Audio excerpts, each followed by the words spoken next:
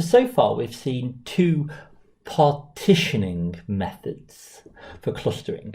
So given our data sets, x1 up to xn, we split them into clusters, okay, that partition the data. For the final section, we're going to think about hierarchical clustering methods.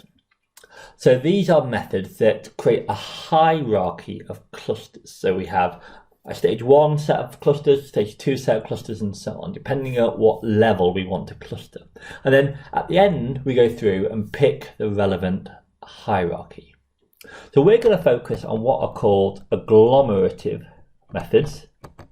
So these start with the finest partition. So what is the finest partition? Well, if we've got data x1, x2, so on, the finest partition is one that just has n clusters with one observation in each cluster. Yeah. Every data point is its own cluster.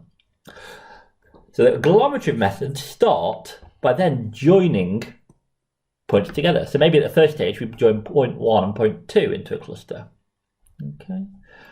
Let's have another point over here. Then maybe at the next stage we join point n-1 and n, and so on. And so we're going to get these kind of tree type structures that are called dendograms. So we'll explain all this in a moment. The two methods we have seen so far used the features, the observations x. The methods we're going to use here just rely on a distance matrix, D. So just like in the chapter on MDS, this is going to be an n by n matrix of pairwise distances. So dij is going to be the distance between xi and xj. Now, the methods the hierarchical methods, clustering methods, don't require us to know the x's here. They only require us to know the distance matrix. So the input to these methods is the distance matrix D. And just as we saw previously, the choice of D, the underlying distance function, matters.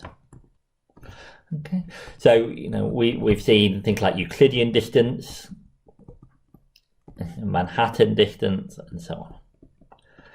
But it particularly matters for binary data. So we've seen D, choice of D is particularly important for binary attribute data. So we've seen already the simple matching coefficient, the SMC. We've seen the Jacquard similarity. There's various similarities, sorry, but they have corresponding distance matrices. So for example, the Jacquard distance for two sets of attributes, A and B, is 1 minus the attributes that are in A and B divided by the attributes that are in A or B. Okay. So for example, if we have our market basket type thing again, so if A, person A bought beer and bread, and person B bought, I don't know, apples and beer, then the distance between A and B will be 1 minus the attributes that are in both A and B, so that's just beer, so that's 1, okay, divided by the sum of the number of attributes, so that's apples, beer or bread, 3, so the distance should be 2/3. Okay. So we're not going to talk too much about the choice of distance here. I just wanted to say that the choice matters. Okay, the choice of distance matters. Now, there's a number of different hierarchical clustering methods, and they differ between how they define the distance between clusters. Okay, so let's suppose we've got cluster G, which, I don't know, let's say it's got points x1, x2, x3 here, and cluster H, which has got x4 and x5 in. Okay.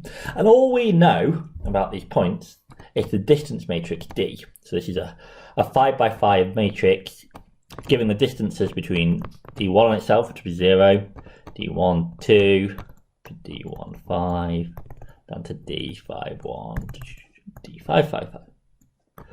So the question is, what is the distance between these two clusters? So how do we define the distance between cluster G and cluster H? So many different answers have been given to this question, and the answer we give determines how our clustering method works, and the kind of clusters it finds. So in the notes I talk about 3 different choices here for the distance between clusters, and let's just say let's give these here. So the first one is called single linkage, and so in that case it gives the distance between S and L, sorry, the distance between G and H to be the minimum Dij, where I is in G, say, and J is in cluster H.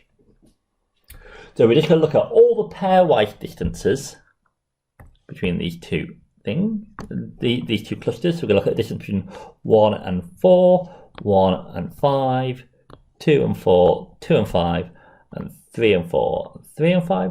And we're going to see what the minimum distance is. And we're going to say that is our new distance. That's the distance between these two clusters. Well, that's single linkage.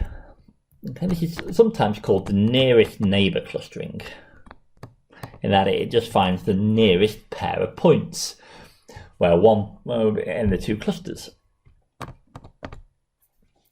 Another method is what's called complete linkage. That's kind of the other extreme to single linkage. So complete linkage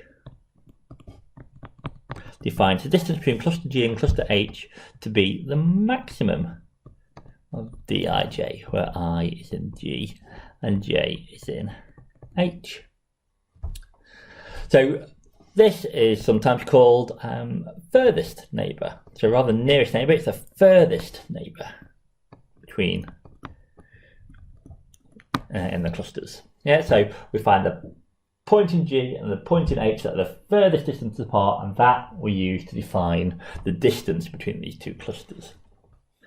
The third method is we'll call it group average. And in the group average, you can probably guess what this is going to be. The distance between G and H is just the average distance of the points in G and the points in H. Okay, where NG here is the number of points G, okay, and NH is the number of points in H. So these are three different ways of defining the distance between clusters. Now just note, the choice of which one we take here is independent of the choice of the underlying distance matrix D. Okay? So we still have the choice that we talked about on the previous page about the choice of distance function, Euclidean, Manhattan, Jacquard, or whatever. Okay, so we still have that choice to make, but this is a choice about how we define the distances between the clusters. And I've just given you 3 here. There's many other choices that people think about. Okay, so in the example sheet, I think you're going to look at Ward's D2 distance as well, but there are many different approaches. So the way agglomerative methods work, they start with the finest partition. So the finest partition is of course just one data point per cluster. And then they join the two clusters with the closest that are closest. And we're going to do this till we have no more clusters left. So we're going to repeat this step, and we stop once there's only one cluster.